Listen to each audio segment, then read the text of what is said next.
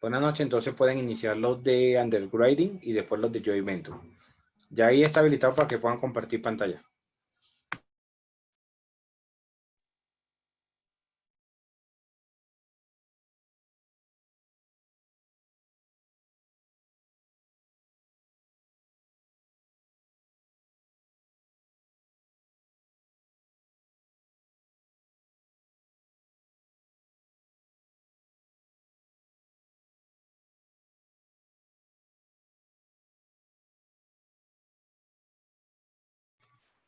Bueno, buenas noches.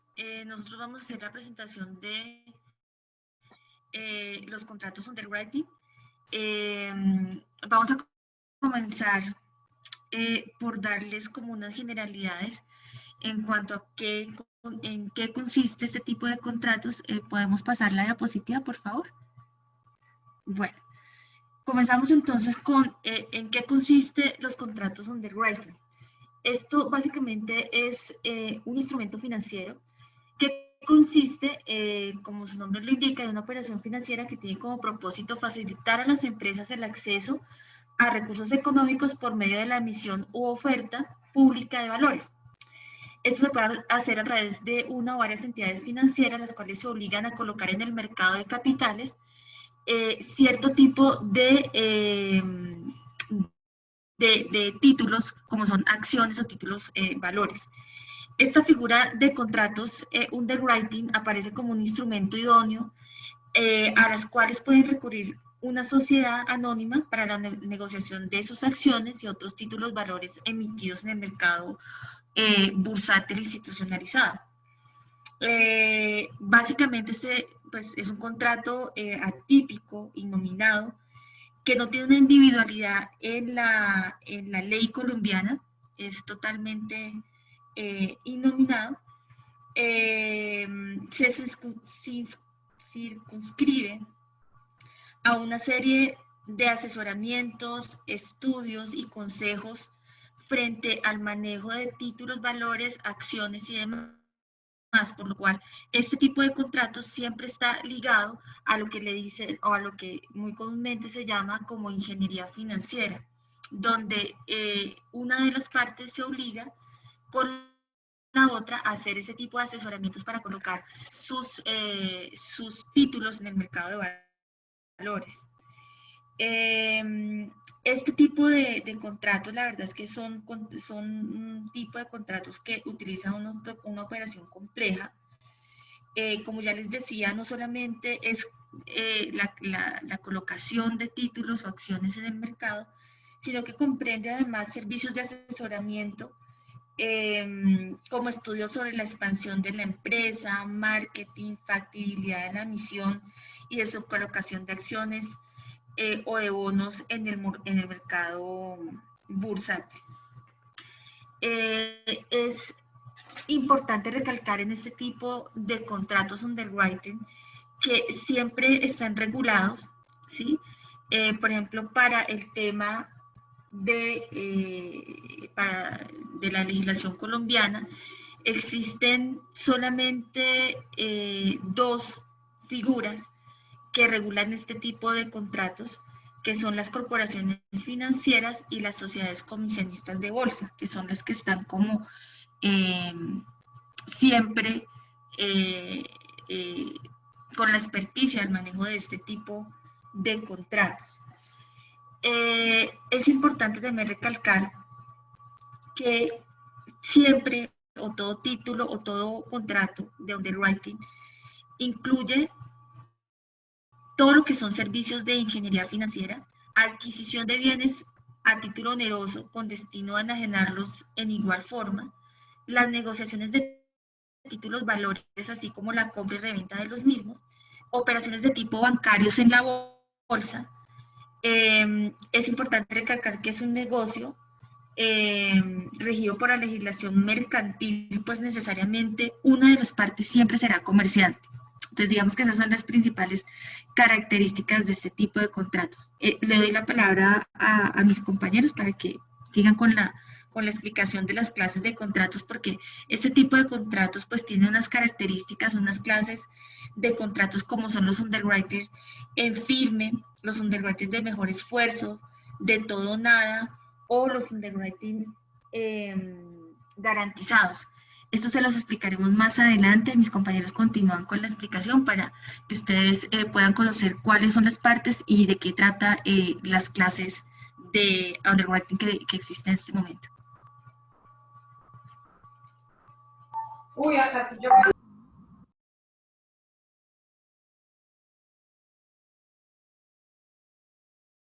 Doctor, compañeros, buenas noches. No sé si ahí me escuchan bien. Sí, te escuchamos. Doctor, compañeros, de antemano les pido una disculpa de pronto si se escucha un poco de ruido, pero es que la verdad aún me encuentro trabajando.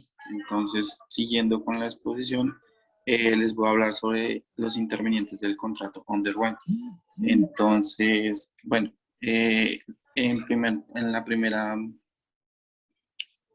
entidad que encontramos es la entidad cargante, es la empresa necesitada de financiación que emiten para obtenerla acciones, bonos y otros papeles comerciales.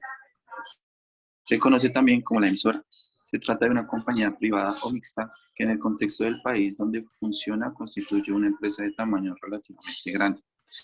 La emisora quiere la seguridad de que va a recibir una suma determinada por concepto de la emisión y generalmente no es especialista en la colocación de valores en público. Por tal motivos acuden a los servicios de los underwriters, quienes servirán de eslabón entre ellas y los intervencionistas. La anterior sería la forma típica de operación, pero también pueden presentarse que empresas propietarias de una cantidad importante de acciones o bonos en otras compañías decidan acudir a este mecanismo para colocar sus valores al mercado. Según la legislación colombiana, tenemos las siguientes entidades que pueden ser emisoras. Entonces, primero encontramos la sociedad anónima. Esta sociedad puede emitir acciones destinadas a su colocación en público, aun cuando no se encuentren sometidas a la vigilancia de la Superintendencia de Sociedades. La emisión de bonos, por el contrario, solo puede hacerla las sociedades anónimas que estén sujetas a la inspección y vigilancia del Estado. Es completamente razonable la libertad de realizar emisión, por cuanto esta sociedad pertenece al grupo de las sociedades de capitales, en las cuales el móvil de asociados lo constituye la aprobación del socio. Jurídicamente, la emisión de acciones es la creación como título de aquellas que se encuentran en reserva. Para poner en circulación, es precisa la creación del título, la que le permite la suscripción del mismo. Entendía como la respuesta de una persona determinada a la intención de ponerlo en circulación y finalmente se traduce en su adquisición. Para llegar a este punto es necesario entender el procedimiento establecido en la ley, que comienza con lo que se conoce como el reglamento de colocación de acciones, que debe ser aprobado por la Asamblea General de Accionistas o por la Junta Directiva, según el caso. Este reglamento debe cumplir los requisitos mínimos establecidos en el artículo 386 del Código de Comercio. En segundo lugar, encontramos la sociedad de comanditas por acciones. También estas sociedades son emisoras de valores cuando se encuentran sometidas a la vigilancia de la Superintendencia de Sociedades. Esto lo podemos encontrar en el artículo 347 del Código de Comercio. Otras entidades emisoras de valores pueden ser estatales o preestatales, pueden también emitir bonos y otros papeles que en este caso son la práctica títulos respectivos de exprésitos colectivos públicos. No hay normas específicas en nuestra legislación a las cuales deban sujetarse los documentos de crédito público que emitirá el Estado. Inclusive se presentan conceptos de tratadistas que estiman que no son títulos valores los bonos creados por el Estado, por carecer de eficacia para su cobro ejecutivo. Le compete al Congreso dictar las normas generales a las cuales deba sujetarse el gobierno para organizar créditos públicos. Los documentos de crédito público que emite el gobierno nacional o que estén o que éste garantice, así como lo que emite el Banco de la República y otros, sobre los cuales considera la Junta Monetaria necesario, la Junta Monetaria.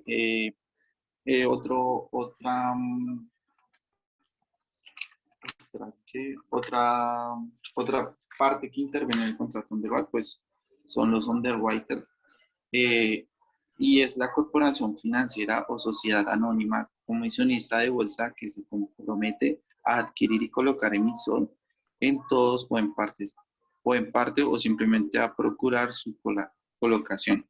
Se trata de una empresa con especial conocimiento del mercado de valores. Se conocen como underwriting, y dependen de una gran parte, perdón, me equivoqué ahí. El éxito o fracaso del underwriting depende de gran parte del underwriting. En Colombia solamente las siguientes personas pueden actuar como underwriting. Entonces encontramos en el primer puesto la corporación financiera. Desde su organización a comienzos de los años 70, esto se encuentra en el decreto 2369 de 1960, fueron autorizadas para colocar mediante comisión obligaciones emitidas por terceros. Además, a dichas corporaciones les permitió garantizar o no la colocación. Fantasmas, por ejemplo, La colocación del total. Y Jorge, el micrófono, Jorge.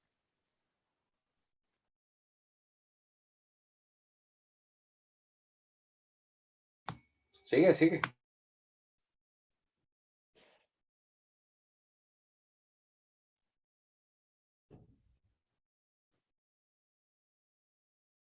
Continúa.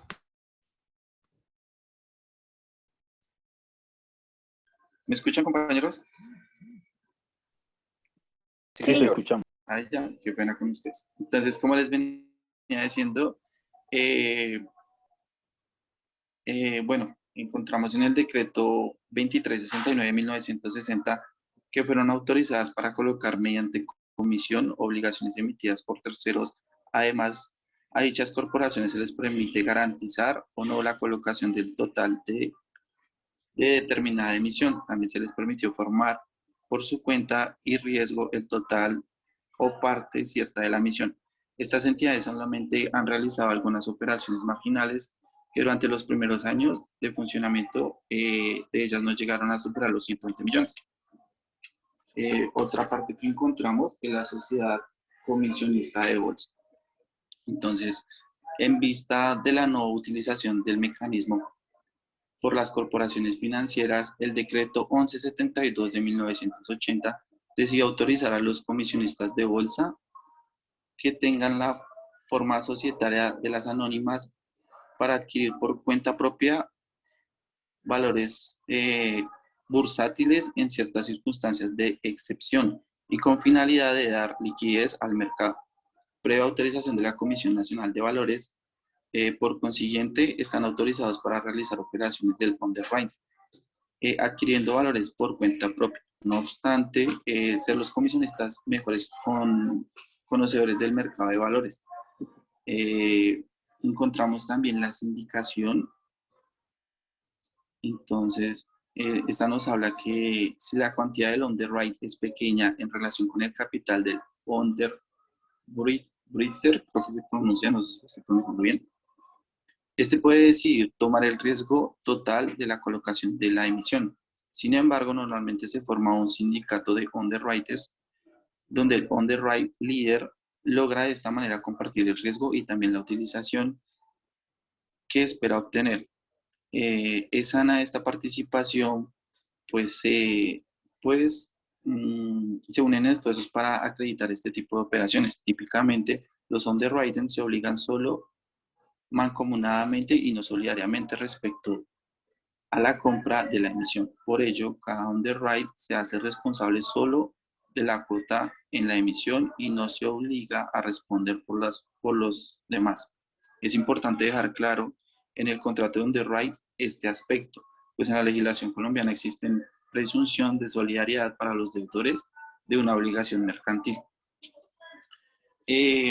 A continuación les voy a hablar sobre los suscriptores. Esta parte ellos no hacen parte, o sea, no están como tal en el contrato, pero pues creo que es importante mencionarlos porque, ¿qué? Me perdí. Entonces los suscriptores consideramos que no son parte del contrato underwrite, sin embargo, por ser parte de la operación financiera debemos hacer mención de estos sujetos.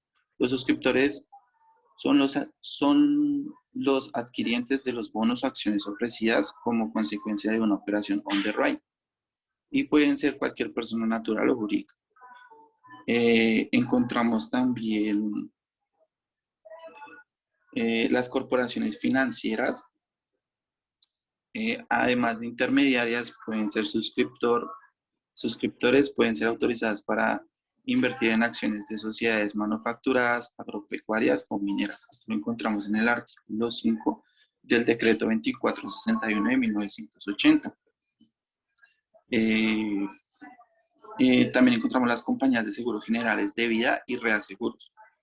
Estas deben intervenir en bonos industriales de garantía general emitidos por bancos hipotecarios y corporaciones financieras. Pueden intervenir en acciones y bonos de sociedad anónimas, en bonos agrarios e industriales, en acciones de corporación de ahorros y vivienda. Y pues, también encontramos la sociedad de capitalización. Estas pueden invertir en acciones y bonos de sociedad anónima, en bonos agrarios e industriales y en corporaciones de ahorros de vivienda. Y por último encontramos las sociedades de administración de fondos de inversión, y estas deben invertir en acciones de sociedad anónimas nacionales, mixtas o extranjeras, en bonos emitidos por sociedades nacionales, en títulos financieros agroindustriales. El gobierno nacional expidió los decretos números 2512, 2513, 2514 y 2515 de 1987, haciendo uso de sus facultades. Tratamos de resumir en la exposición los intervinientes del contrato, puesto que es muy extenso. Y a continuación le daré paso a mi compañera Geraldine para que siga.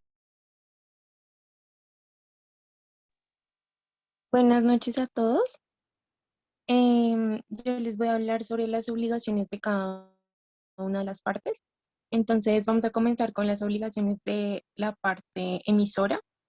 Entonces, una de las obligaciones es que la entidad emisora tiene que informar al underwriter todo lo relacionado con la emisión y con la debida anticipación, a fin de que éste pueda prever debidamente las estrategias de mercado. También la parte emisora tiene que informar el precio a la cual va a emitir sus títulos y el plazo para la colocación de los mismos. Asimismo, también tiene que notificar al underwriter de cualquier cambio o algún acontecimiento importante que le implique al underwriter algún cambio en como en el proceso de la operación.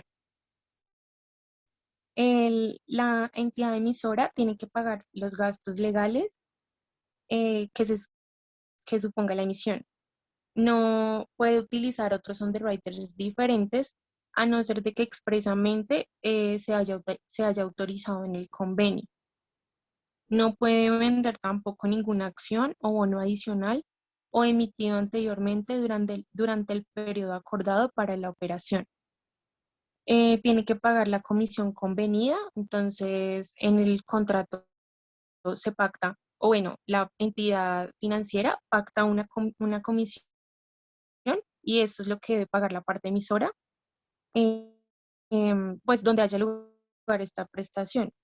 Entonces, un ejemplo puede ser en el underwriting de garantía y en la colocación con base en mayores esfuerzos. Estos dos son dos tipos de contratos underwriting que ahorita más adelante se los voy a explicar. Como remuneración por los servicios underwriter, esta entidad recibe una comisión de administración sobre el monto total de la emisión y también recibe una comisión de underwriter y una comisión de colocación. Las obligaciones del underwriter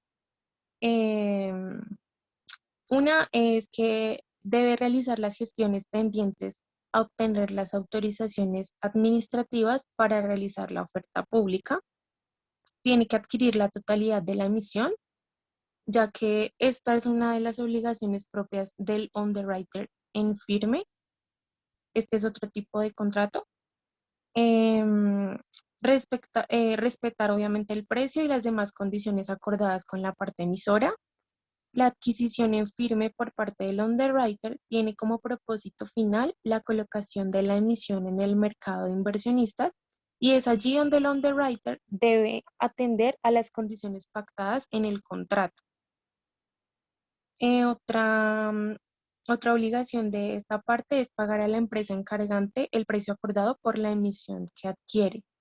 En esta modalidad, la contraprestación propia para el underwriter será poder hacer suyo el mayor valor que obtenga en la colocación. También debe colocar ante el público la emisión respectiva al precio y a las condiciones previamente estipuladas pues, en el contrato con la otra parte. Y lo que no se haya podido colocar en el plazo señalado del contrato, deberá adquirirlo el underwriter cuando se trata de la modalidad de garantía.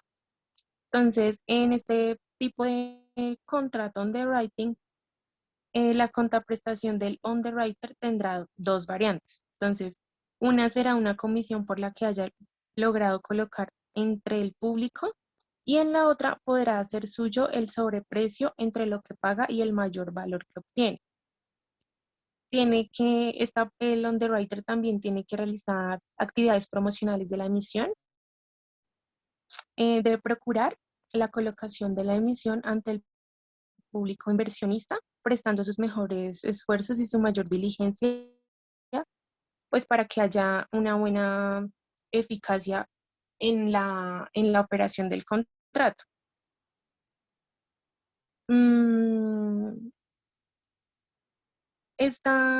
Como tal, esta obligación se presenta más que todo en la modalidad del contrato de mayores esfuerzos. La colocación, bueno, otra obligación también es la colocación de los títulos valores. Esta se debe realizar dentro del plazo acordado en el respectivo contrato. También se debe hacer cargo de toda la tramitación relacionada con el pago y la entrega de los valores. Debe mantener la adecuada comunicación con la parte emisora y los miembros del sindicato, en el caso de que lo haya, para la buena marcha de la operación. Debe estabilizar el precio de la emisión por un cierto plazo después de que se hayan ofrecido los valores a los inversionistas. Y debe atender todas las exigencias que demanden las autoridades reguladoras de la actividad. Bueno, una responsabilidad de la parte emisora es que debe indemnizar a los underwriters por los perjuicios ocasionados por una información falsa o por haber omitido informar debidamente sobre aspectos importantes para la operación. Bueno, ahora les voy a explicar cómo es como tal el proceso o la operación del contrato, cómo es que se realiza pues este contrato.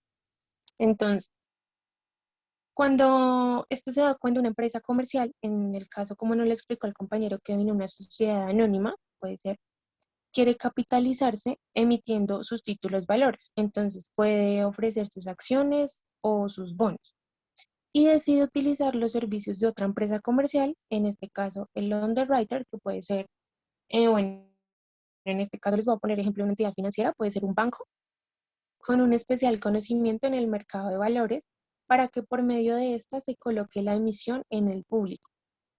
La empresa profesional en el mercado de valores puede asumir o no el riesgo en la colocación de la emisión. También puede darse el caso contrario, y es que la iniciativa la pueda tomar el underwriter. Entonces, en este caso, digamos, la entidad financiera.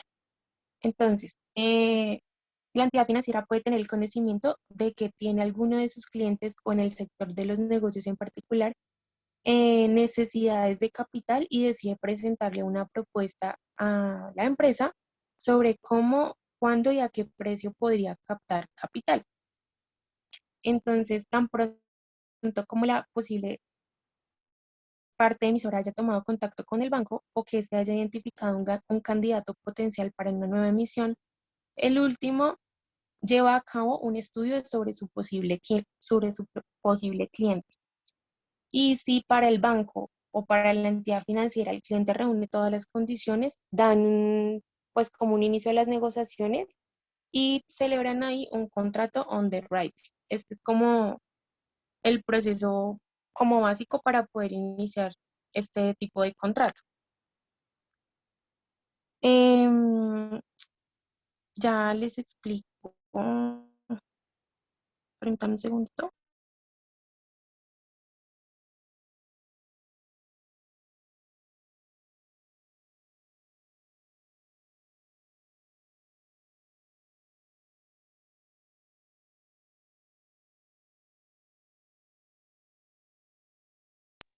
Bueno, siguiendo con la exposición, les voy a hablar sobre las características del contrato underwrite. Entonces, son 1, 2, 3, 4, 5 características. Entonces, en la primera encontramos que es un contrato atípico, dado que no está previsto en la norma legal. Por tanto, su regulación se da bajo el principio de analogía de las reglas generales de los contratos atípicos. Es un contrato bilateral y genera obligaciones para ambas partes. La sociedad emisora adquiere la obligación de emitir los bonos o documentos de valores y entregarlos a los underwrite y esta de colocarlos en el mercado bajo las reglas establecidas. Es un contrato consensual, dada su atipicidad, se perfecciona solo con el consentimiento. Sin embargo, dada la importancia y la naturaleza de los valores que se transfieren, la usanza es que probatoriamente siempre se usa el escrito. Es un contrato honoroso. Por su naturaleza mercantil es inminente, oneroso por las partes. La entidad emisora paga una comisión por las actividades que desarrollan los underwrite y esta a sufragar el valor de la emisión. Y por último encontramos que es conmutativo. La onerosidad hace que se me perdió la paloma, que la prestación de las partes tenga equivalencia. A continuación les hablaré sobre los títulos valores que pueden ser objeto del contrato. Entonces encontramos que los títulos valores típicos que pueden emitir las sociedades anónimas son los bonos y las acciones. Entonces, los bonos son títulos que pueden ser emitidos por las sociedades anónimas a fin de captar recursos de mediano y largo plazo para financiar sus requerimientos de inversión o de capitalización. Los bonos son creados por declaraciones unilaterales de la sociedad o entidad pública, por acto notarial en el que en la misma creadora de los valores llama a intervenir un representante y las principales características de los bonos son emisión a mediano y largo plazo, rendimiento fijo a través del tiempo y liquidez secundaria en bolsa de valores. Los bonos convertibles en acciones tienen por objeto el dotar de recursos de mediano y largo plazo a las empresas emisoras, así como el garantizar a la fecha la conversión de una capitalización de las sociedades. La importancia de los bonos en el mercado de valorización radica en que es una forma de capacitar más eficaz que las acciones. Y las acciones es el tipo de mecanismo para capitalizar de la sociedad anónima. Sin embargo, el mercado de las acciones permaneció desestimulado por muchos años, por múltiples factores, ya que señalamos en la etapa de introducción de la exposición. A continuación seguirá mi compañera Geraldine.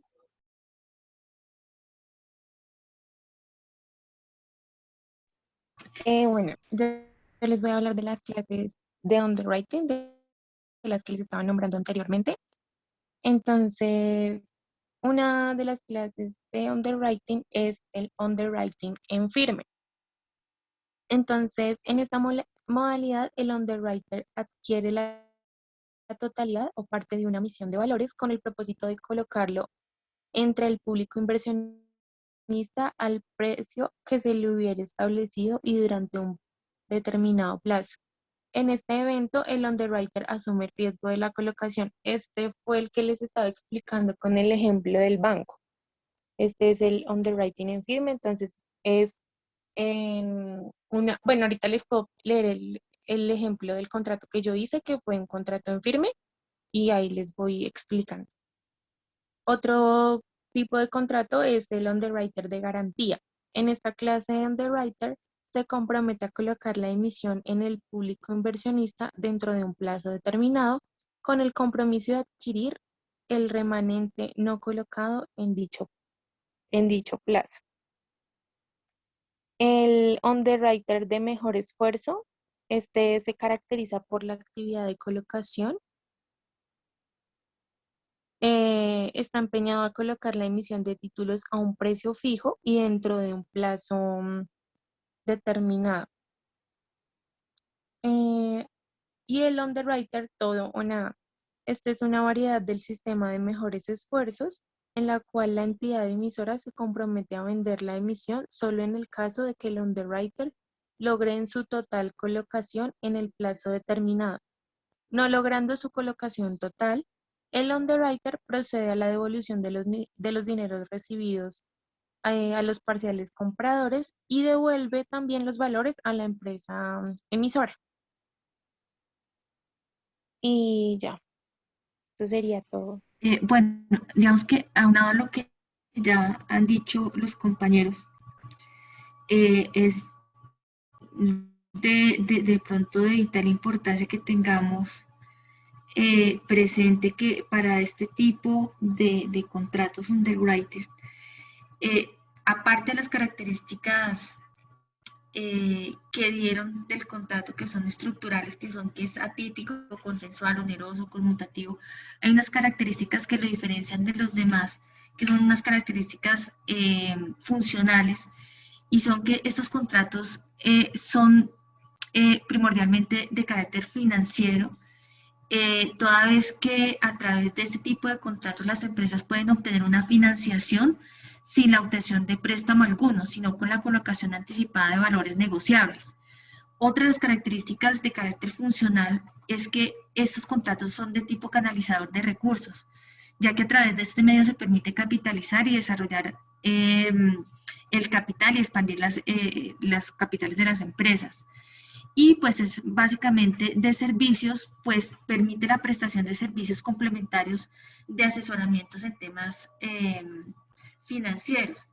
Además, este tipo de contratos underwriting para que se den, deben de tener como mínimo la determinación de las partes y sus respectivas obligaciones, la descripción completa de los valores objetos del contrato, la modalidad del contrato. Esto es, como les explicaba mi compañera Geraldine, que si es en firme, si es en garantía, si es parcial, si es al mejor esfuerzo, eso debe estar definido en el contrato. También debe tener el precio de los valores, de las comisiones del underwriting, las formas de pago que se le va a dar al emisor, al tenedor, la asignación de gastos, las cláusulas penales, las sanciones de incumplimiento y las cláusulas que determinen la liberación de responsabilidades de las partes. Entonces ya Geraldine va a exponerles el contrato, que es un contrato en firme donde podemos estipular este tipo de cláusulas que como mínimo debe contener el contrato de underwriting. Entonces, Geraldine, ¿lo puedes proyectar? Esperen, me faltó explicarles una cosita importante y es cómo se puede extinguir el contrato underwriting. Entonces les voy a explicar súper rápido esto. Entonces, para el contrato underwriting en firme, este se puede extinguir por el cumplimiento contractual en virtud de la suscripción de la totalidad de la emisión y su posterior colocación en el mercado, es decir, cómo cumplir con todas las cláusulas del contrato en firme. Para el contrato al mejor esfuerzo y todo o nada se extingue por el cumplimiento contractual en virtud de la colocación total de los títulos o por la finalización del plazo de recepción de aceptaciones de la oferta pública. El contrato de underwriting al mejor esfuerzo y todo o nada, por tener la naturaleza jurídica del contrato de comisión, se extingue por las mismas, bueno, por unas causas que están señaladas en el artículo 1279 del Código de Comercio.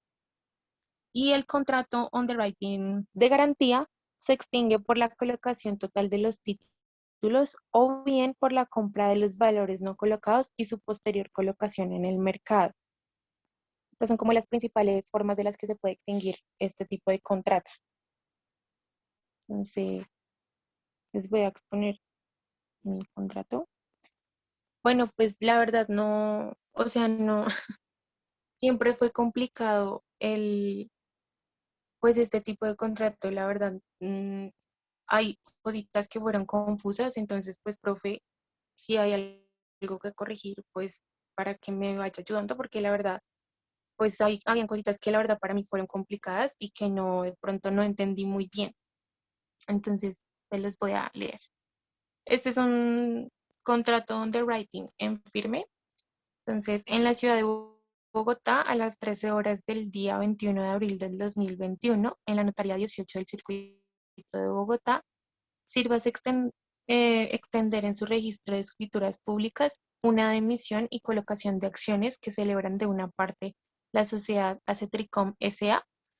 con número de NIT 901-249-357-2, inscrita en Cámara de Comercio con número de matrícula 030-588-30, con domicilio en la carrera novena, número 1592, oficinas 101, 111 y 303. Representada por su gerente general, el señor Oscar Javier Rodríguez Rodríguez, según poderes registrados en la Cámara de Comercio del mencionado registro, a la cual se le llamará la parte emisora. Y de la otra parte, el Banco de Vivienda S.A. con número de NIT 860-034-313, representado por su gerente general, el señor Efraín Enrique Forero Fonseca, según poderes inscritos en el referido registro, con domicilio en la carrera séptima, número 12B09, y a quien se llamará la parte underwriter. En conjunto, las partes hemos suscrito el presente contrato, el cual se regirá por las disposiciones de la ley colombiana y por las disposiciones que se consignan. Entonces, la primera cláusula. La parte emisora es una sociedad anónima cuyo capital totalmente pagado es de 20 millones moneda corriente y cuyo objeto social son las actividades de contabilidad, teneduría de libros, la auditoría financiera y la prestación de asesorías tributarias. La parte underwriter, a su vez, es una institución bancaria que opera debidamente autorizada y tiene como fines los que determina la ley. Segunda, en sesión de Junta General Extraordinaria de Accionistas de la empresa Acetricom S.A. y con el propósito de ampliar su producción en los términos que aparecen de la correspondiente acta, la parte emisora acordó aumentar su capital a 30 millones de pesos, para lo cual se emitirán 1000 acciones por un valor nominal de 30.000 pesos cada una, teniendo el carácter de acciones nominativas. También se acordó que la colocación de tales acciones fuese encomendada a la parte underwriter en los términos y condiciones que aparecen en este documento. Tercera, las acciones que son materia de este contrato se encuentran en el capítulo segundo, desde el artículo 5 al artículo 17 de los estatutos de la sociedad. El banco declara que recibe las referidas acciones al momento de firmarse este documento. Cuarta, la parte emisora declara que ha vencido con exceso el plazo para el ejercicio del derecho de preferencia de los accionistas, a que se refiere el artículo 9 de los estatutos, sin que ninguno de ellos haya ejercitado su derecho de preferencia, por lo cual la parte underwriter es libre de hacer la colocación que se le ha encomendado. Quinta, la colocación deberá efectuarse en forma pública. Sexta, la modalidad de este contrato es la de colocación en firme y con prefinanciación, de modo que el banco asume la totalidad de las acciones emitidas y corre, por lo tanto, con el riesgo de la colocación. Séptima, la parte underwriter prefinancia a la parte emisora depositando en la cuenta corriente que tiene abierta en la institución con el número, la cantidad de 10 millones de pesos, moneda corriente, y esta financiación devengará un interés del 1.2% anual. Octava, el plazo para que el banco efectúe la colocación total de las acciones es de 6 meses contados desde la fecha de este documento, de modo que vencerá el 21 de octubre del 2021. Novena, la colocación deberá ser hecha por el valor nominal de las acciones entregadas al underwriter, en este caso 1.000 acciones por un valor nominal de 30.000 pesos cada una. Décima, queda expresamente convenido que el banco no podrá asociarse con ninguna otra entidad del sistema financiero para el efecto de la colocación de las acciones que ha recibido. Décimo primera, la parte underwriter declara que ha efectuado todos los estudios legales, económicos, financieros y contables de la parte emisora, encontrándolos conformes. Se han realizado estudios por los correspondientes departamentos del banco, cuyos informes y conclusiones aparecen en los anexos número 1 y 2, que igualmente se insertan. Décimo segunda, en tanto se vayan haciendo las colocaciones de las acciones, su precio será depositado en la cuenta corriente que se ha mencionado en la cláusula séptima.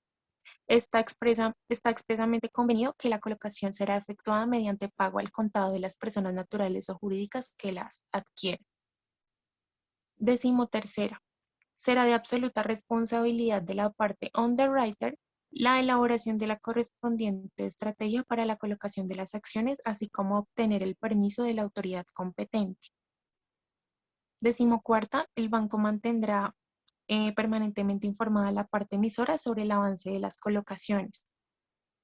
Décimo quinta, el banco podrá realizar agentes para la colocación de las acciones, siempre obtenga autorización por escrito de la parte emisora y asumiendo en todo caso la responsabilidad por la función, seriedad y solvencia de los agentes.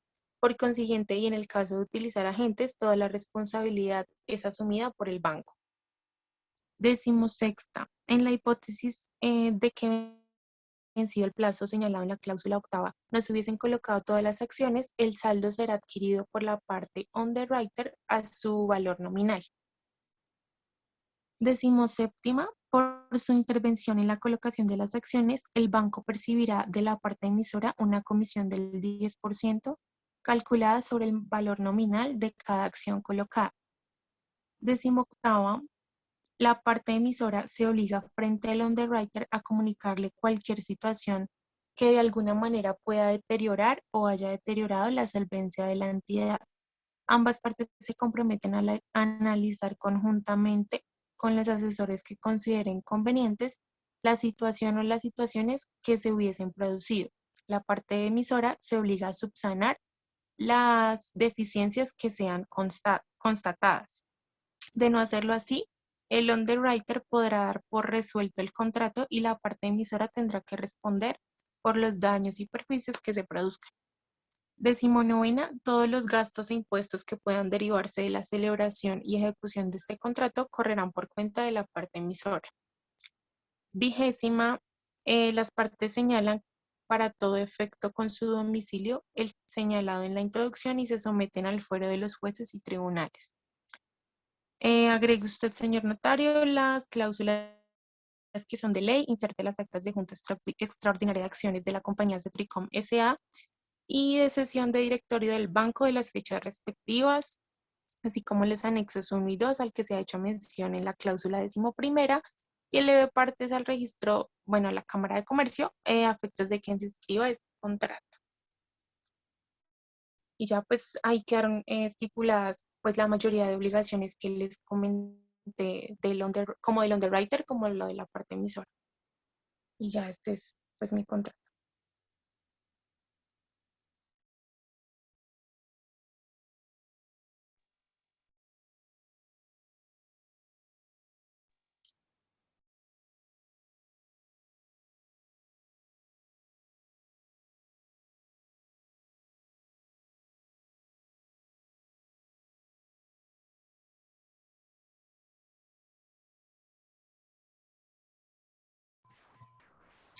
Doctor Larios, ¿continuamos con la siguiente exposición, siendo No, que no, son las 9 y siga. cuarto? ¿O? No, los de Joint Venture, por favor.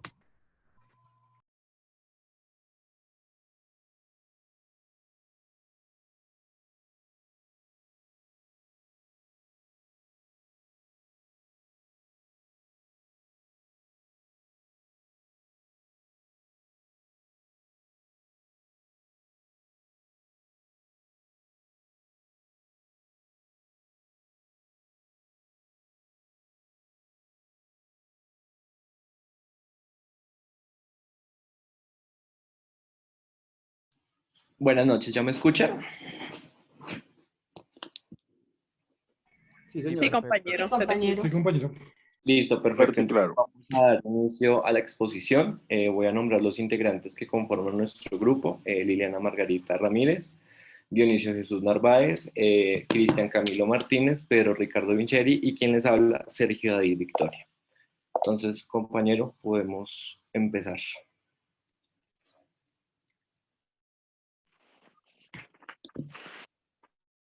Compañeros, doctor Larios, muy buenas noches. Quien les habla, Dionisio Narváez. Vamos a iniciar hablando qué es el contrato de Joint Venture. Inicialmente nos preguntamos de qué se trata. El origen etimológico de la palabra Joint Venture proviene de las expresiones inglesas joint, que significa unión o conjunto, y venture, que significa riesgo, aventura o aventurarse. Por ende, de la unión de las dos expresiones proviene el término joint venture, que en español se traduce como aventura o riesgo compartido.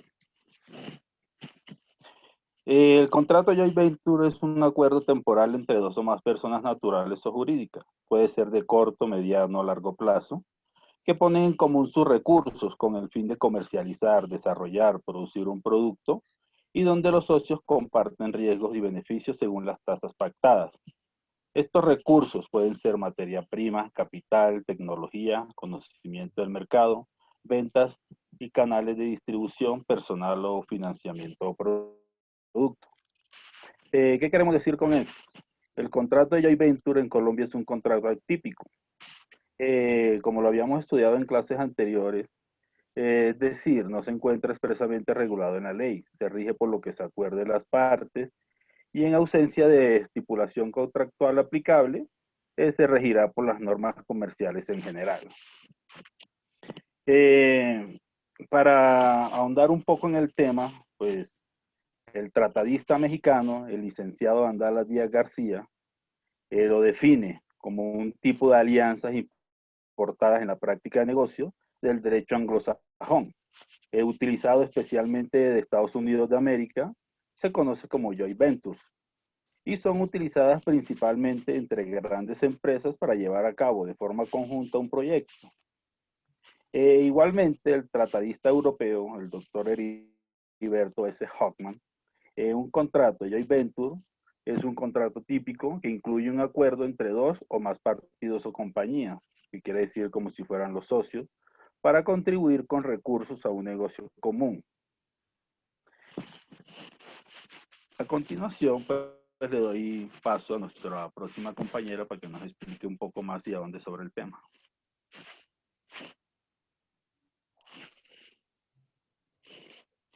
Bueno, ¿qué es importante tener en el tema de requisitos para el contrato? Pues digamos que encontramos varios requisitos que son importantes. Uno es la identificación de las partes que intervienen en el contrato. La segunda es el objeto del contrato, en el cual, digamos, se va a proyectar qué se va a desarrollar de forma conjunta. En la tercera encontramos, digamos, todo lo que son los aportes de los contratantes. En esta parte podemos encontrar todo lo que puede constituir dinero, bienes, servicios, estrategias, incluso de mercadeo, de cómo se puede aplicar esto. Encontramos también la distribución de los riesgos y las utilidades del proyecto. ¿Cuál va a ser la duración? En esta duración, digamos, también podemos pactar como un periodo de prueba, podríamos llamarlo así, donde se pacte, digamos, el nivel que se va a tener para las ganancias de cada uno y las obligaciones pues que contrae cada una de las partes. ¿Listo? Es importante tener estos ítems en cuenta.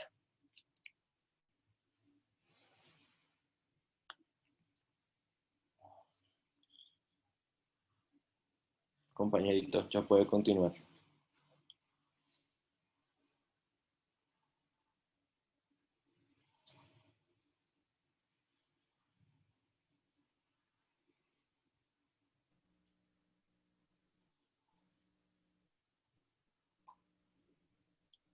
Sergio, si quieres sigues con la otra y mientras que el compañero...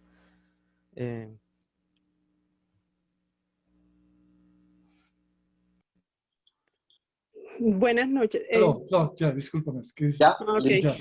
ya. Aló. Ya te escucho. Entonces, ok, como se distingue las joint ventures, tenemos en dos clasificaciones. La joint venture no corporativa, las cuales se estructuran en acuerdos puramente contractuales sin llegar a constituirse nuevas sociedades. Las joint venture corporativas, en virtud de las cuales se constituye una nueva empresa. Estas joint venture son de naturaleza societaria y van a gozar de una mayor autonomía e independencia para actuar, y cuentan además con un órgano de administración propia que implica una actuación más rápida entre cualquier tipo de incidencias. También nos dice que a través del contrato de las empresas pueden elegir cualquiera de las dos opciones, ya sea con o sin creación de una empresa, modificándose las cláusulas según la opción elegida. Con él se establecen todos los acuerdos necesarios para poner en marcha y gestionar el joint venture. Y en aquellos aspectos que tienen mayor trascendencia, objeto y capital social, valoración de aportaciones, organización y administración, toma las decisiones, solución de controversias. Se proponen varias alternativas para que en función de cada situación se elija la más adecuada. Se realizan los estudios previos de viabilidad a la constitución de joint venture. Pues nos dice que no obstante, en ningún caso puede considerarse este documento como un sustitutivo de los estatutos sociales o los pactos de socios de las sociedades, por lo que siempre se constituye un joint venture corporativo o por tanto se crea una nueva empresa, ya sea sociedad anónima o sociedad limitada. Será preciso rellenar el presente contrato, así como redactar los estatutos sociales de la nueva sociedad y elaborar el pacto de socios, en caso de que los socios lo consideren adecuado para el buen funcionamiento de empresas. Les doy la palabra al siguiente compañero. Gracias. Buenas noches, profe. Bueno, les voy a hablar de cómo funciona. Entonces decimos que en una joint venture los socios, tanto las personas naturales como jurídicas, suelen seguir operando sus negocios o empresas de manera independiente. La joint venture supone un negocio más, entonces esta vez con uno o más socios, cuyos beneficios o pérdidas reportan en la cuenta de resultados de cada uno en función de la forma jurídica con la que se haya estructurado la propia joint venture, buscando a través del principio generar una integración de sistemas que conforman un nuevo objeto. Es decir, joint es un conjunto y venture es una empresa. Entonces, esta forma de contrato hace referencia a cuando dos o más empresas toman la decisión de introducirse en un nuevo mercado o desarrollar un negocio durante un determinado tiempo. El propósito será como el de obtener las mayores ganancias posibles de esta unión o asociación. Es como una especie de unión o pacto entre dos empresas. Un ejemplo de ellos podría ser McDonald's y Coca-Cola. Yo no sé si ustedes en algún momento se han preguntado por qué Pepsi no se encuentra en los restaurantes de McDonald's. La razón detrás de esto está que desde 1955 se produjo como una unión entre estas dos franquicias, justamente cuando la comida rápida comenzó a expandirse con rapidez por todo el mundo. Desde entonces, como una asociación ha sido como la como de las más famosas y productivas a nivel mundial. Otro claro ejemplo que podríamos tener es el de Sony Ericsson. Ambas empresas trabajaban en la misma área de fabricación de equipos de telecomunicaciones. Ericsson se encargaba como de fabricar los productos con chips que eran producidos por Philips. No obstante, un incendio destruyó como las instalaciones de la empresa sueca, causando que Sony ofreciese su apoyo.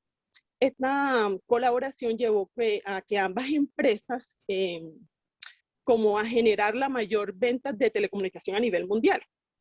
Le cedo el paso a mi siguiente compañero.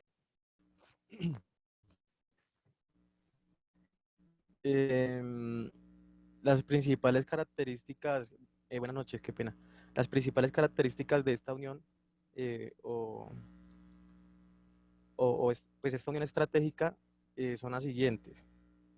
Tiene un origen y un carácter consensual, pues quiere decir que las dos partes arreglan la forma en que se va a llevar a cabo dicho contrato, ¿sí? Tienen libertad de perfeccionamiento y pues generalmente se hace un acuerdo privado y no necesita solemnidad. La duración del contrato, la duración del pacto de la unión tiene que estar explícitamente dentro del contrato. Esencialmente también tiene que ser un contrato oneroso para ambas partes. También las empresas que intervienen tienen que ser preexistentes y ya constituidas legalmente. Aunque tiene una naturaleza asociativa, los socios tanto como las personas jurídicas comparten los riesgos y las utilidades. Es decir, las utilidades siempre se tienen que compartir, pero se puede, digamos, excepcionar en el contrato si alguna de ellas dos asume todo el riesgo. Debe tener como objetivo un proyecto determinado, sin que tenga que ser necesariamente de corta o larga duración, lo que se les hablaba ahorita, de que tiene que estar estipulado el tiempo independientemente de que sea a largo, a corto o a mediano plazo. El principal objetivo del contrato no requiere, digamos, un aporte, como lo decía el compañero, necesariamente en recursos, sino que también puede impactar que una empresa pone el capital y la otra pone, digamos, el conocimiento. Y por último, tiene que existir un control de colaboración empresarial, que quiere decir que las dos empresas siempre tienen que estar, digamos, dispuestas a colaborar y a sustentar los proyectos que vienen a convenir. Y siempre la empresa, digamos, la empresa A siempre va a tener la misma esencia, nunca va a cambiar su objeto social, o sea, queda independiente de la empresa B. La sociedad, digamos, como tal, que no es una sociedad sino una unión, no interviene en el objeto social de cada empresa. Gracias. Dame un segundo, ya les vamos a compartir el contrato. Listo, compañero. Gracias, compañero. ¿Lo podrías ampliar un poquito, por favor? Ahí está bien. Perfecto.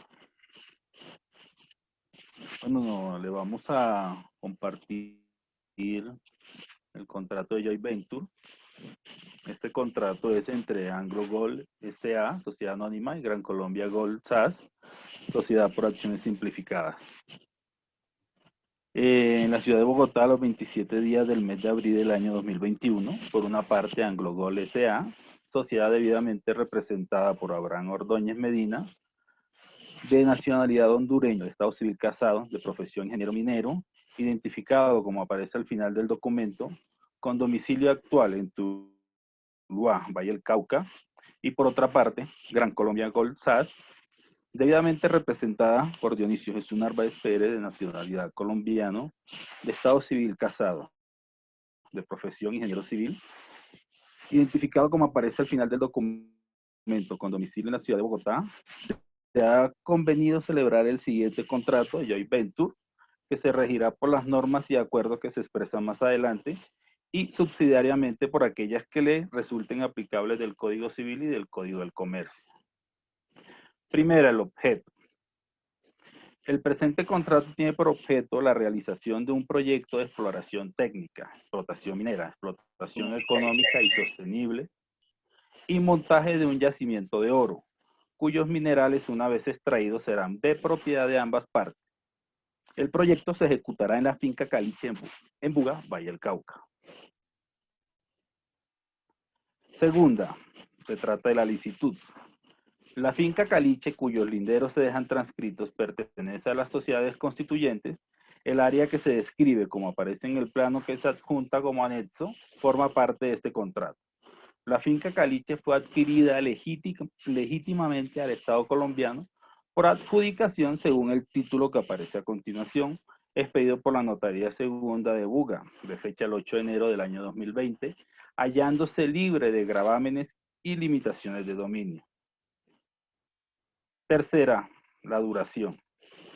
El presente contrato tiene una duración de 5 años y se dedicará, como se dijo anteriormente, a la exploración, montaje, explotación minera, explotación económica y sostenible de un yacimiento de oro según las especificaciones que aparecen en la cláusula primera.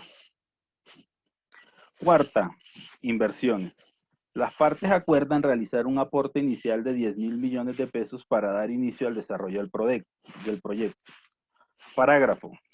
Esta suma de dinero será invertida en bienes y equipos que se capitalizan como activos para la operación conjunta y que serán destinados única y exclusivamente en intereses de la operación. Es decir, que estos recursos no se pueden utilizar para nada ajeno que no sea para la operación que se va a desarrollar durante el proyecto. Confidencialidad. Las partes acuerdan que durante la vigencia de este contrato, toda información que se obtenga en desarrollo del proyecto es de carácter confidencial, sin perjuicio de la obligación de suministrar a la autoridad competente todas las informaciones que solicite de conformidad con las disposiciones legales y reglamentarias vigentes. Sexta, explotación. Para iniciar la explotación conjunta bajo los términos de este contrato, se considera que los trabajos de explotación se empezarán en la fecha en que las partes reconozcan la existencia del campo. Control de operaciones, séptimo, perdón. Las partes acuerdan que conjuntamente son los operadores y como tales tendrán el control de todas las operaciones y actividades que se consideren necesarias para una técnica eficiente y económica que permita la explotación del área dentro del campo comercial. Octava, participación de los socios. Ambas partes son responsables de forma conjunta y solidaria con relación al contrato, y cada uno se obliga a cumplir con su participación en los trabajos a realizarse mancomunadamente. Los ingresos, costos, gastos, las utilidades y pérdidas serán de acuerdo con la participación en porcentaje de cada uno. Anglo Gold S.A. 50%, Gran Colombia Gold SAS 50%, es decir, ambos comparten tanto las ganancias como los riesgos y las pérdidas. Novena, distribución. El mineral extraído, exceptuado el que inevitablemente se desperdicie, será transportado a la sede común de las partes o a otras instalaciones de medición que las partes acuerden. Será medido y pesado conforme a las normas y métodos aceptados y será repartido en las proporciones específicas de este contrato. Décima, director del proyecto. Será designado por la Junta de Socios y por un tiempo equivalente a la duración del contrato. Deberá implementar las políticas y decisiones adoptadas por la Junta de Socios. A su cargo estará la administración diaria de las actividades del proyecto dentro de los términos y condiciones establecidos por la Junta. Él es el representante del proyecto ante cualquier autoridad. Tendrá autonomía administrativa sobre el personal asignado o empleado por el consorcio y no podrá ser miembro principal o alterno de la Junta de Socios. Décima primera, ley aplicable. La ejecución e interpretación de este contrato será regulada por las leyes colombianas. ¿Por qué se especifica esta cláusula? Porque una empresa es de nacionalidad hondureña y la otra pues es colombiana. Entonces pues como el contrato se va a desarrollar en territorio colombiano, se desarrollará por las leyes persistentes en este país. 12ª, cláusula compromisoria. A.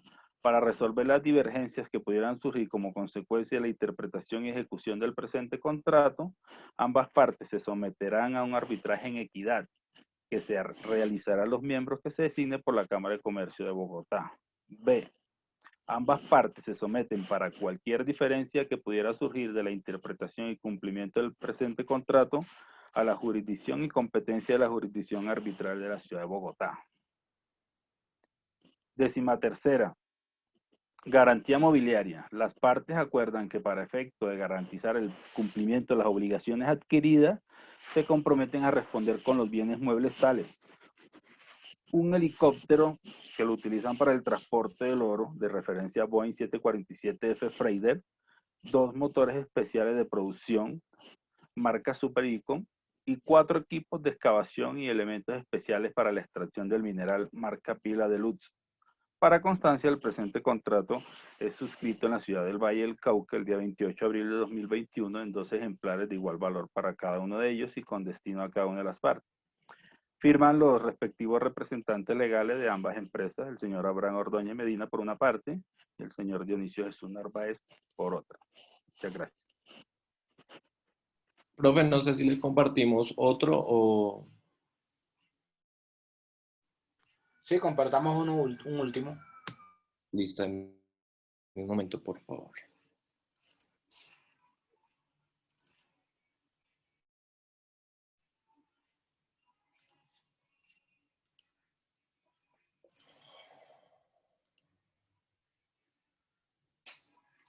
Listo, compañero.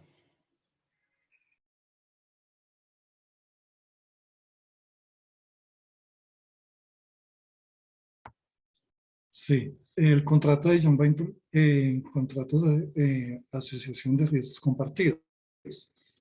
En este contrato se manifiesta, para hacer como un pequeño preámbulo, es el contrato para participar también en concesiones y obra industrial y de construcción. En la ciudad de Villeta, Cundinamarca, el día 26 de mes de abril de 2021, entre los suscritos a saber Pedro Ricardo Vincheri Rojas y Luciano Solini Vitale, personas mayores de edad y vecinos de Villeta, Cundinamarca, identificados como aparece el pie de nuestra correspondiente firma, obrando en nuestra condición y representantes legales de las empresas CMI, identificada con el número tal, y la empresa Company Express, identificada con el número tal, respectivamente, sociedades con domicilio principal en Villeta, Cundinamarca. Acuerdan mediante el presente documento suscribir el contrato de asociación a riesgo compartido regido por las siguientes cláusulas. Primero, objeto. Es el estudio, exploración, montaje y explotación de recursos naturales no renovables, de arena, recebo, gravilla y planta de asfalto ubicada en el municipio de Villeta, vereda Buenavista, finca La Prosperidad, departamento de Cundinamarca, donde se ejecutará la explotación y la exploración y explotación de montaje de una área, y la describimos. Y por favor continuamos para no leer todas las características. El segundo, por favor. La finca La Prosperidad, cuyos linderos sean transcritos, pertenecen a las sociedades constituyentes. El área que se describe como aparece en el plano que se adjunta como anexo forma parte de ese contrato. La finca Buenavista fue adquirida legítimamente al señor Juan Marcos Contreras Rodríguez, mayor de edad, identificado con cédula de ciudadanía número tal, adquirido por escritura pública número tal, registrada en instrumentos públicos tal, expedido en la Notaría Única del municipio de Villeta, de fecha 20 de febrero del 2018, cláusula, hallándose libre de gravámenes y limitaciones de dominio. Tercera, duración. El presente contrato tiene una duración de 36 meses y se dedicará, como ya se dijo, al estudio, exploración y montaje, explotación de recursos naturales no renovables, de arena, recebo, gravilla, planta de asfalto y comercialización. Cuarta, inversiones. Acuerdan las partes realizar un aporte inicial de 12.000 millones de pesos, moneda corriente colombiana, para dar inicio al desarrollo del proyecto. se refieren a las sumas de dinero invertidas en bienes y en equipos que se capitalicen como activos para operaciones conjuntas y que serán destinadas en interés de la operación cuyo inventario se anexa a este contrato. Quinto, confidencialidad. Las partes acuerdan que durante la vigencia de este contrato toda la información que se obtenga en desarrollo del mismo es de carácter confidencial, sin perjuicio de la obligación de suministrar a la auditoría competente todas las informaciones que se solicite de conformidad con las disposiciones legales y reglamentarias vigentes. Sexto, explotación. Para iniciar explotación conjunta, bajo los términos de este contrato se considera que los trabajos de explotación se empezarán en fecha en que las partes reconozcan la existencia del campo. Séptimo, contrato de operaciones. Las partes acuerdan que conjuntamente son operadores y como tales tendrán el control de todas las operaciones y actividades que se consideren necesarias para una técnica eficiente y económica que permita la explotación del área dentro del campo comercial.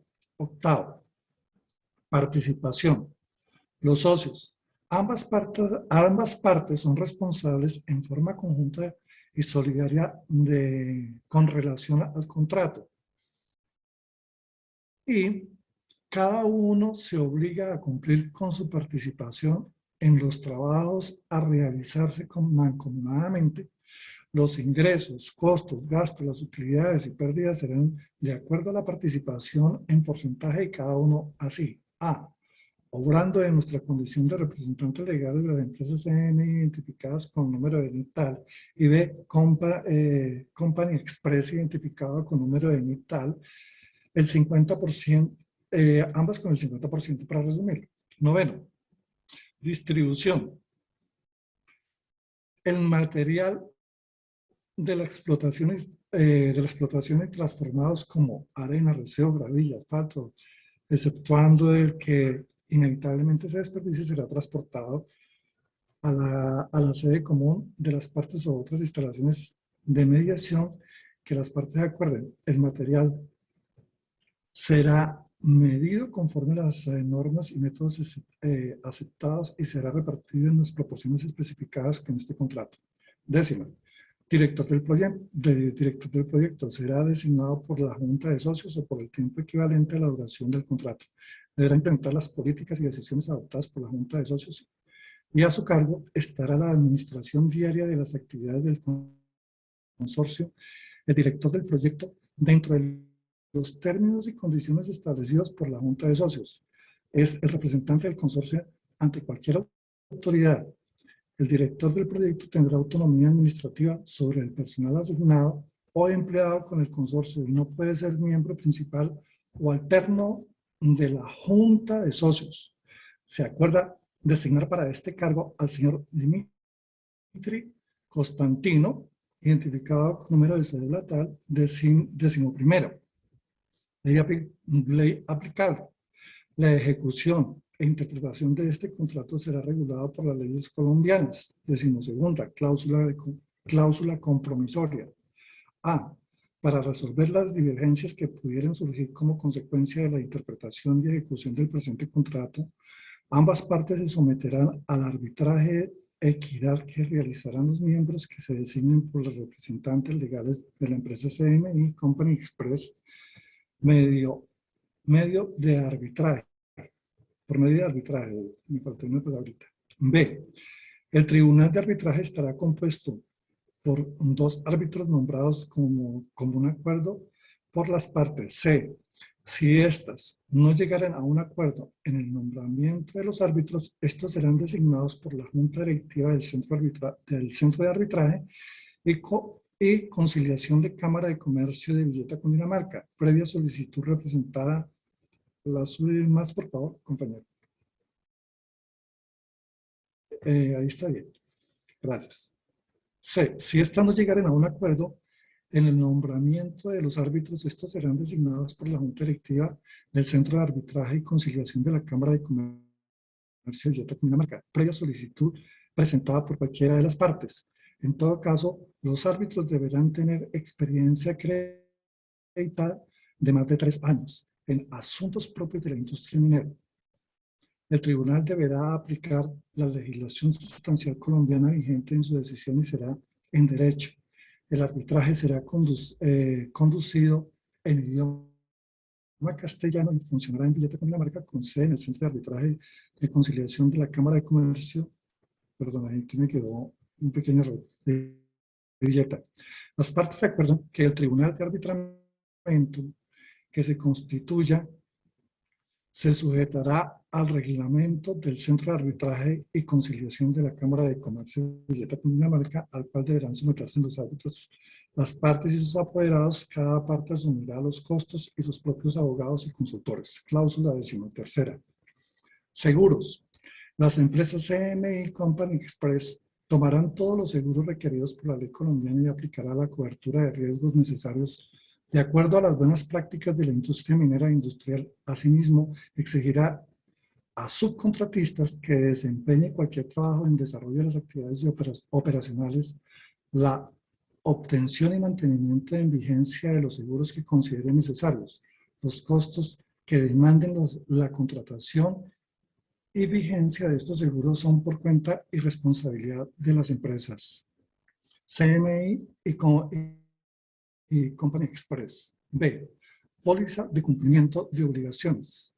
Labores. Las empresas CMI y Company Express constituirán una póliza de seguros que garantice el pago de los salarios, prestaciones e indemnizaciones y demás acreencias laborales por eventuales condenas judiciales derivadas de reclamaciones de los trabajadores que hayan contratado las empresas CMI y Company Express en su condición de único y verdadero empleador de los mismos. La vigencia de la póliza no será inferior a 3 años contados a partir de la fecha de determinación de este contrato y el valor asegurado será equivalente al 10% de la nómina de las empresas CMI y Company Express asignadas al cumplimiento de este contrato durante el año anterior a la terminación. Cláusula 14ª. Si quiere, por favor, suba la compañero. Gracias. Cláusula 14ª. El presente contrato se elevará a escritura pública y se inscribirá en el registro público de minería. Nota aclaratoria. Estas formas legales no tienen el carácter de solemnes, son simplemente probatorias. Cláusula 15ª. Anexos. Los siguientes anexos a este contrato harán parte integral del mismo para todos sus efectos. Anexo 1. Documento que acredita el carácter de representantes legales de las empresas CMI, Company Express, registro de Cámara de Comercio. Anexo 2. Escrituras públicas del periodo registrado en instrumentos públicos. Tercero. Acta entrega del área de activos e inventario. Anexo 3. Área para montaje, explotación, planos. Anexo 4. Curva básica de producción establecida por las empresas CMI y Company Express. Anexo 5. Plan inicial de trabajo. Anexo 6. Listado de servidumbres y modelo de minuta de decisión de servidumbres. Anexo 8. Lista de licencias y permisos de carácter ambiental y sanitario realizados con los campos comerciales. Anexo 7. Acta de inspección y medida. Lo subimos más, por favor, compañeros. Gracias. Perfeccionamiento del presente contrato se perfeccionará con la suscripción del mismo por las partes y se expedirán en 2 ejemplares en original. Para constancia se firma en Villeta, Cundinamarca, los 13 días del mes de abril del año 2021. Y firman empresas CMI y empresa Company Express. Gracias, compañeros, y gracias, doctor. Listo, muchas gracias. Gracias, compañeros. A ver, pregunta sobre el undergrading. Doctor, qué pena, es que no alcancé a escuchar cuáles eran las partes del contrato. El joint venture no tiene nombre las partes. En el undergrading sí. En el undergrading se llama sociedad emisora y el undergrader. El undergrader es ese que va a hacer la colocación de esas acciones de la sociedad emisora. Gracias. El agente colocador. ¿Entidad financiera? Estoy escuchando a 3 personas al tiempo. Dime, Delmo. Discúlpeme, profesor. ¿Siempre está esa entidad emisora? ¿Es una entidad financiera o puede también ser una entidad privada que emita ese tipo de bonos? Las entidades financieras son privadas. Debe ser una sociedad anónima, es lo que dice digamos, la superintendencia. Bueno, me refería, o sea, cualquiera que tenga la capacidad de poder emitir esos títulos se puede convertir en ese agente emisor para el del rider, ¿cierto? Normalmente están asociados a grupos financieros, es decir, a entidades financieras o grupos empresariales donde hay bancos y todo eso. Por ejemplo, la mayoría de los grupos empresariales a los cuales pertenece algún banco tienen comisionistas de bolsa. Entonces los comisionistas de bolsa son el underwriter, son los que realizan la operación en la bolsa de valores. ¿Por qué? Porque las sociedades anónimas son las únicas que pueden negociar las acciones en la bolsa de valores. Ok. Dime, José. Gracias, profesor. Profe, en este tipo de sociedad, de contrato, qué pena, ¿cómo una empresa hace para sacar un valor, una acción? Porque Eso lo determina la empresa directamente, la sociedad. Los socios, al constituir la sociedad constituir, dice vamos a tener tantas acciones y con un valor nominal cada una de tanto. Eso lo designan los socios al momento de constituirse. Pero cada vez que se lleva al mercado, pues me imagino que ven ellas generan más acciones, ¿no? Porque para No necesariamente. Una cosa es que pueda negociarse en la bolsa, que pueda subir o bajar el precio de la acción, y otra cosa es la emisión como tal de las acciones. Lo que se hace en la bolsa es solo la negociación, venderlas, comprarlas. Ustedes debieron ver en sociedades que las sociedades anónimas, como su nombre lo indica, existe el anonimato de quiénes son los accionistas. Entonces, ¿quiénes son los accionistas en las sociedades anónimas abiertas? El que tenga el título de las acciones. Entonces, por eso es que se negocia en la bolsa de valores. Entonces, quien tiene ese título es el accionista. ¿Ok? Perfecto. Doc, una pregunta. Entonces, para definir las partes que intervienen en el joint venture, es que, según lo que entendí, son 2 empresas que forman una alianza para entrar pues en un negocio que les genere alguna parte onerosa. Claro, pero el hecho que se unan no significa que hagan una nueva. Cada una va a conservar su autonomía. No. Sí. Cada una va a aportar lo que corresponde a la sociedad. Pues la doctrina no les ha dado un nombre. Entonces, pues las partes pueden colocarle aportante 1, aportante 2, ¿sí me entienden? Ok, o sea, no es como en el algo genérico. Sí, no es como en el underwriting, que está el emisor y el underwriter. ¿Ok? En este tipo de la sociedad, del contrato joint venture, ¿entra o no entrarían las sociedades temporales, las uniones temporales, profesor? Las uniones temporales son un tipo de joint venture, de joint ventures. ¿Alguna otra pregunta? ¿O quedó todo claro? Bueno, nos vemos mañana. Mañana finalizamos entonces con la franquicia y con el merchandising. Listo. Doctor, discúlpame, doctor, ¿me regala un minutico? Está mal. Dime.